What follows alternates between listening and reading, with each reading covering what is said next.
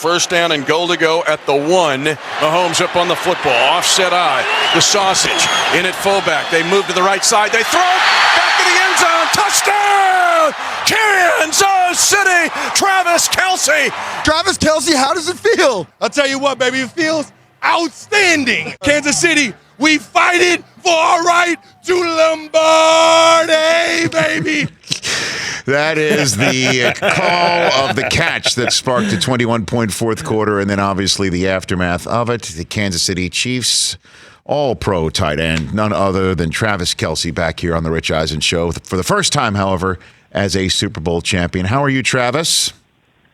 Oh man, I'm living the dream, big guy. I'm living the dream, man. I bet you are. All those sounds and sights and sounds just gave me the chills, man. I don't know what it is about winning a Super Bowl in Miami, man, but that is that was stuff down there. Well, I mean, what in the hell is it like to score a touchdown in the Super Bowl?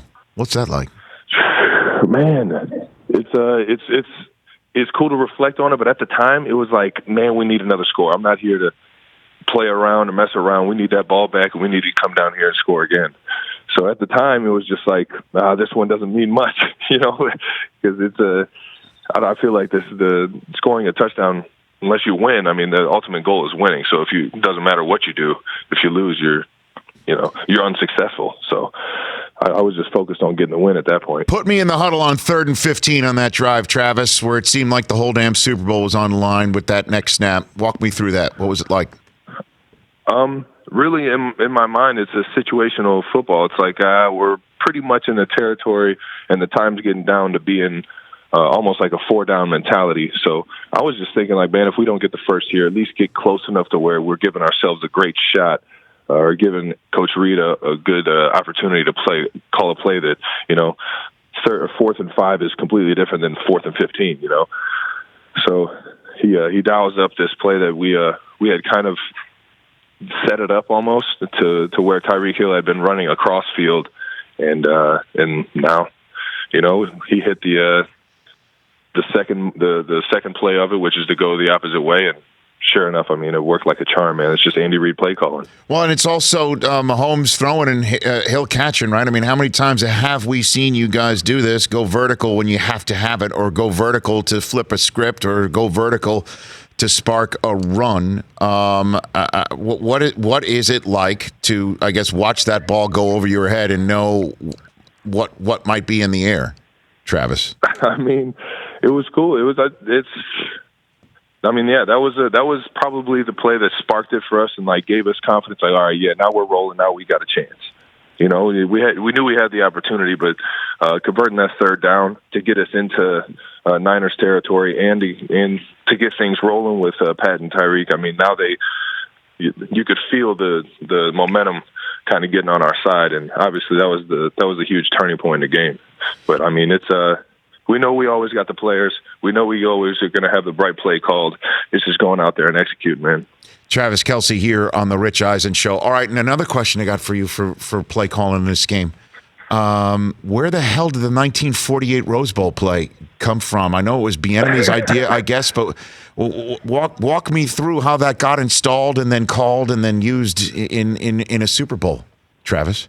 Well, we got crazy minds in the offensive room, and I'm not just talking about coaches and players, like going to the statistic guys, to the guys that are the analytical guys, like everybody that's breaking down football, not just our games, but college games, recent Super Bowl games, recent college bowl games, and they found this play that kind of just it was awkward, but it was still a very good play to run on 1st down, and sure enough, it was in the Rose Bowl. Coach Reed, being a West Coast guy, I think he had some type of relationship with this play. Right. We have been running that thing. When I tell you we've been running that thing, which seems to be freaking 11 weeks now, and we just haven't called it in the game. Come on. It was the perfect time to call it on 4th, and I think it was 1 or 2. So you've been practicing it for 3 months? It wasn't just installed for the Super Bowl, like literally, and then oh my gosh. Yeah, so there have been a few different guys. I mean, you know what it really was? Is Sammy Watkins couldn't spin. he was having a real hard time spinning without running into the running back. So it was just kind of like, we don't want to go out there and look like a bunch of schmucks when Sammy steps on someone's foot and he falls on the ground.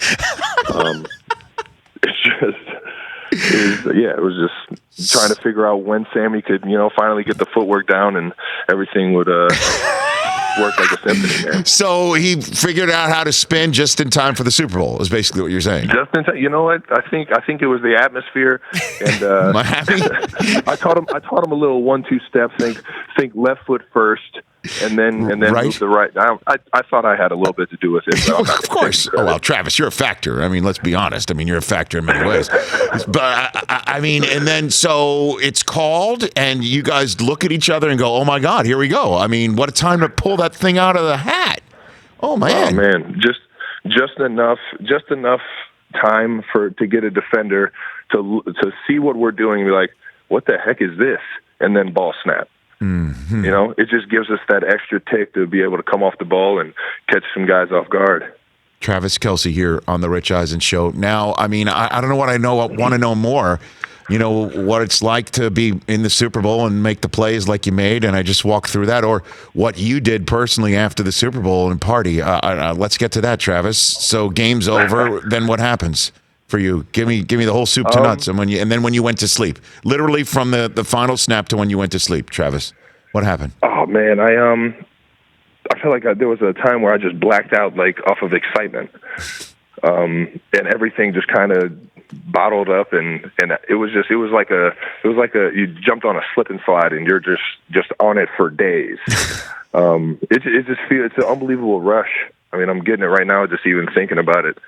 It's a cool feeling. We went down to South Beach, went to a few clubs down there, and bounced around. But I had about 40 people from back in my hometown that met me out there, and we ended up finding a spot down there in Miami. And partied till about 10, 11 in the morning. Nobody kicked us out. I was surprised. I think they tried to. They gave me the bill like 3 or 4 times. I signed it and then asked them if we can get, can we just get one more of those 1942s?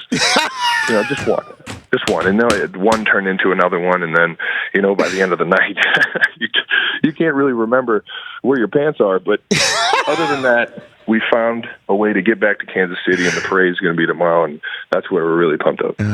Man, that is fantastic. Now, Travis, with the parade, apparently there's snow coming. Are you aware of that? There's snow coming for your parade? Are you aware of that? Yeah, let it rain down.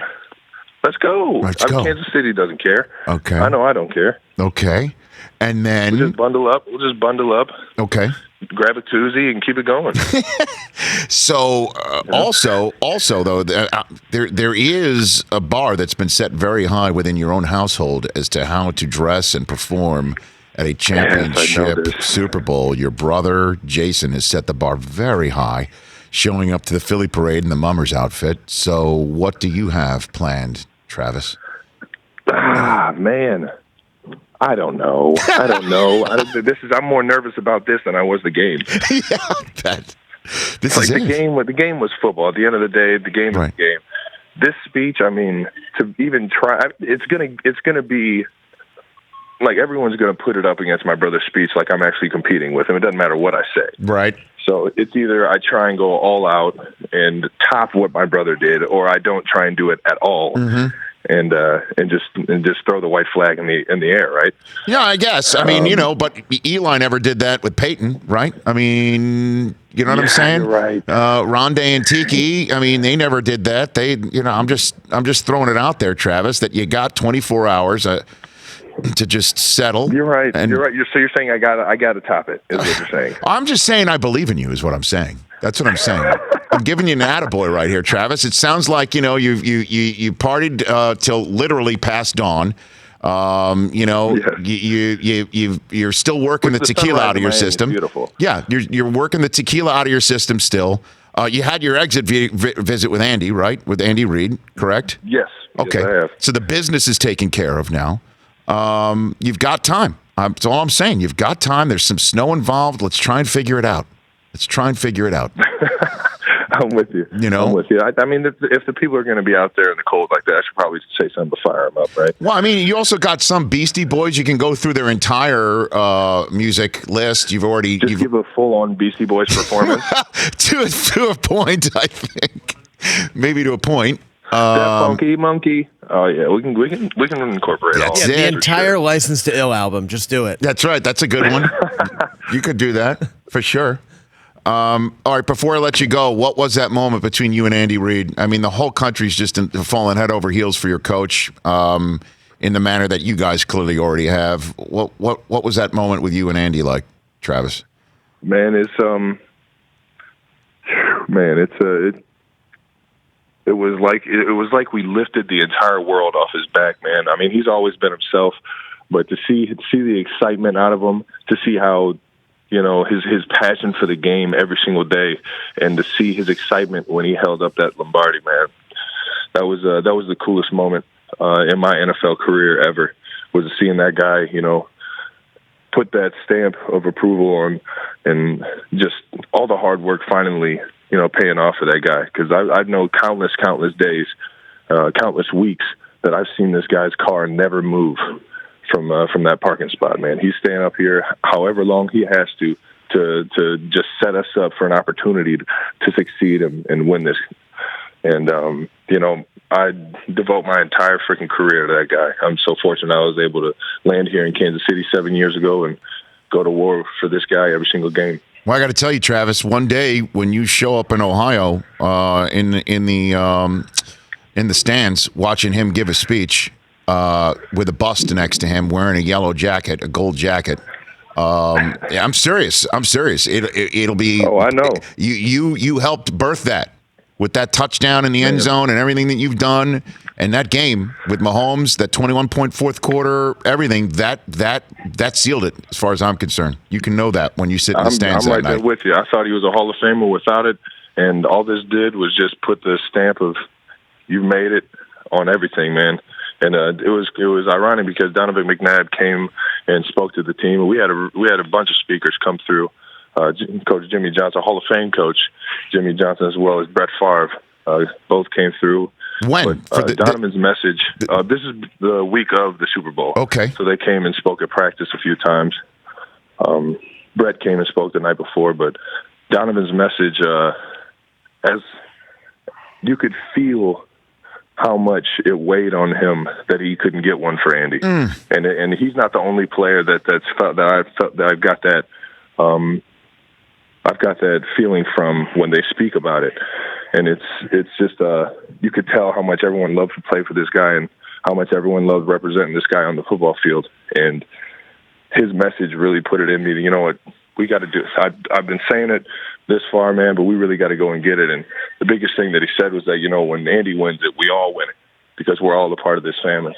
And that was probably one of the coolest moments. That had to be. And then Favre talking to a team before the Super Bowl. I mean, come on, that's as good as it gets, right there.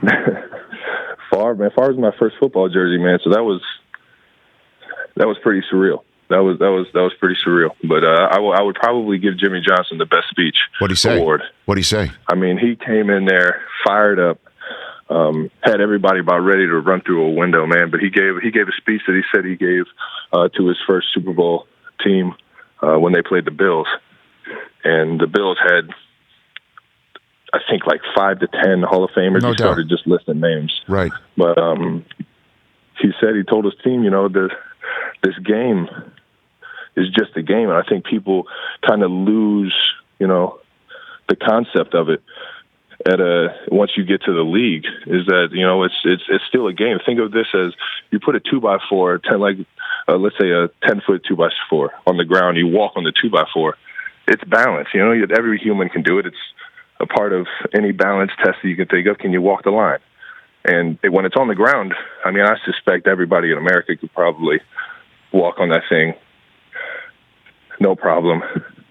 But you put it 20 feet in the air, it clutters your mind. It makes you think that you can't walk on a 2x4 anymore. And what that did was it separated, you know, what's real. At the end of the day, this is going to be a game we've been playing for our entire lives. This is just going to be a walk down the line. And that separated how big this moment was to, hey, we can do this. You know, this isn't anything more than what we've been doing our entire lives. We've been doing as a team all season. And let's go out there and do this thing with confidence. So I started telling everybody on the team, let's go ahead and tap dance on this 2x4, baby. Let's go ahead and tap dance our way across this thing, man. Have some fun while we do it. Well, I'll tell you what, it took a while. Jimmy broke it down like that, and it was beautiful, man. That had to be. It took a while. It took you about 3.5 quarters before you got your balance in that 2x4. But once you did, you took it off the ground. You hit the Niners over the head with it, and that was really something else, man. For Kansas City, I'm sure you know what it means to all those fans and everybody in that great city. Have a great time at the parade. I know you're going to come up with something big in the next 24 hours. I just feel it, Travis. I know it. Well, I'm going to have to start brewing up some ideas. All right. No pressure. But if you just show up, just have a good time. But you didn't need to hear that from me. Hey, man, I love you. I've loved getting to know you over these last several years and watch you, come out of Cincinnati and become what you've become. And now you're a Super Bowl champion. I appreciate you calling in like this, as always. You're the man, big guy. You're the man. I've always admired you and your talent and how you go about your day, man. It's definitely a pleasure to always jump on. And, now you just got to call me Super Bowl champion every time you introduce me on your show. So. That is a deal. That is a deal. We'll see you out here in L.A. in a couple of weeks whenever you get out here. So let's start it off. This has been Super Bowl champion Travis Kelce on The Rich Eisen Show. How does that sound? Man, that sounds sweeter than any song I've ever heard, big guy.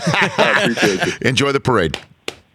You know it. Have a good one, guys. It's Travis Kelce right here on the show. For more of The Rich Eisen Show, tune to Audience Channel 239 on DirecTV for free on BR Live or download the Rich Eisen Show app.